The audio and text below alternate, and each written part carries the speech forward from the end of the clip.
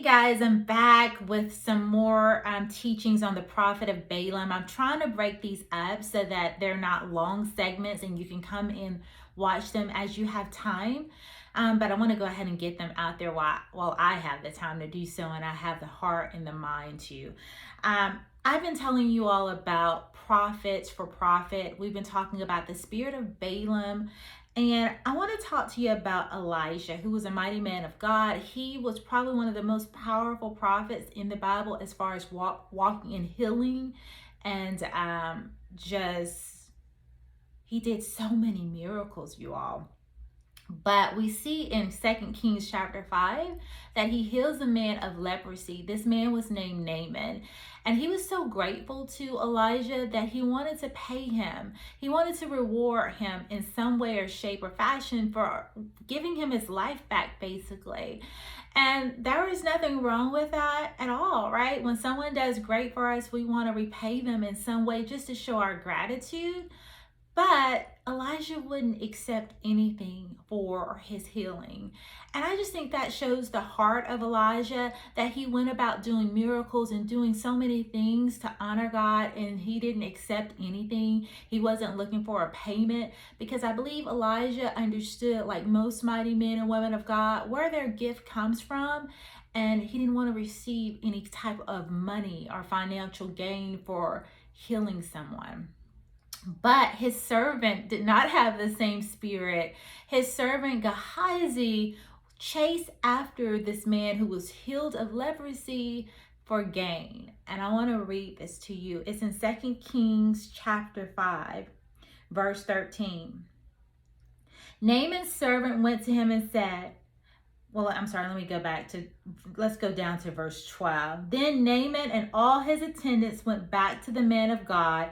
He stood before him and said, "Now I know that there is no God in all the world except in Israel. So please accept a gift from your servant." The prophet answered, "As surely as the Lord lives, whom I serve, I will not accept a thing." And even though Naaman urged him, he refused. If you will not," said Naaman, "please let me, your servant, be given as much earth as a pair of mules can carry, for your servant will never again make burnt offerings and sacrifices to any other god but the Lord. But may the Lord forgive your servant for this one thing. When my master enters the temple of Rimmon to bow down, and he is leaning on my arm, and I have to bow there also. When I bow down to the temple of Rimmon, may the Lord forgive your servant for this." "Go in peace," Elijah said. He's basically vowing to say, you know what? If you won't receive a payment from me or a gift, I'm going to serve your God all the days of my life. And I want you to forgive me, because the man in whom I serve, he doesn't serve Yahweh. But when I have to bow somewhat because he's bowing down and he's probably pulling on me, please forgive your servant. It's not in my heart. I'm not bowing to that God, right? And Elijah says, "Go on, go forth," right? I think this is so beautiful. He says, "Go in peace." After Naaman had traveled some distance, Gehazi, the servant of Elijah, the man of God, said to himself, "My master was too easy on Naaman, this Aramean, by not accepting from him what he brought.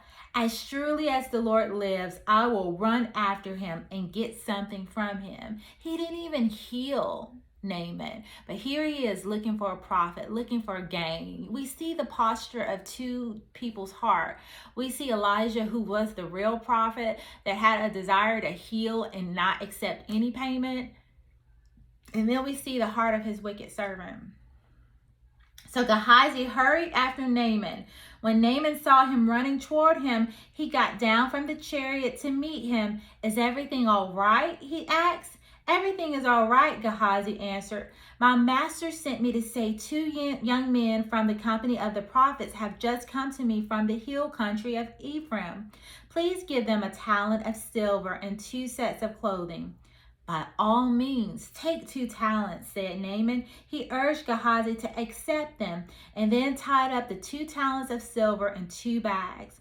With 2 sets of clothing, he gave them to the 2 servants, and they carried them ahead of Gehazi.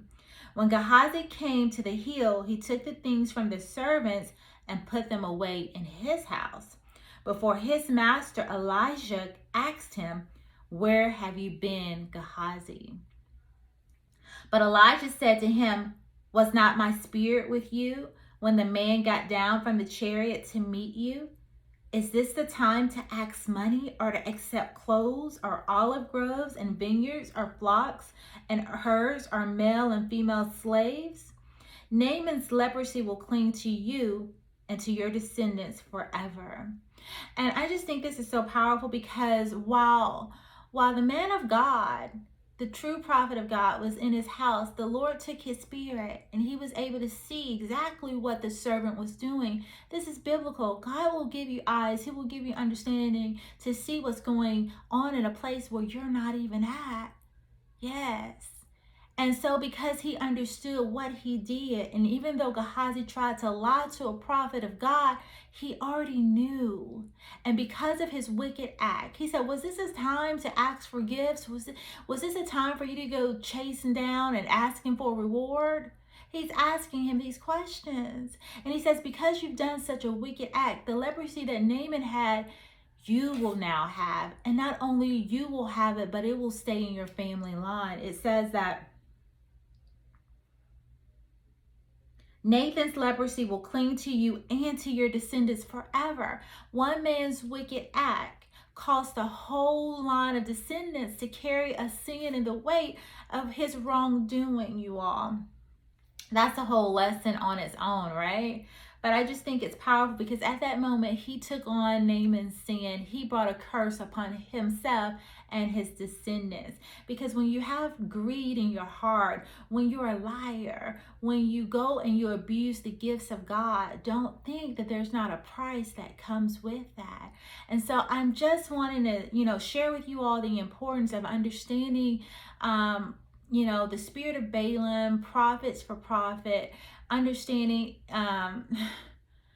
so that you don't get deceived in these end times, right? About people that are always trying to get a profit for a word or a deed or anything like that. It's just dangerous, you all.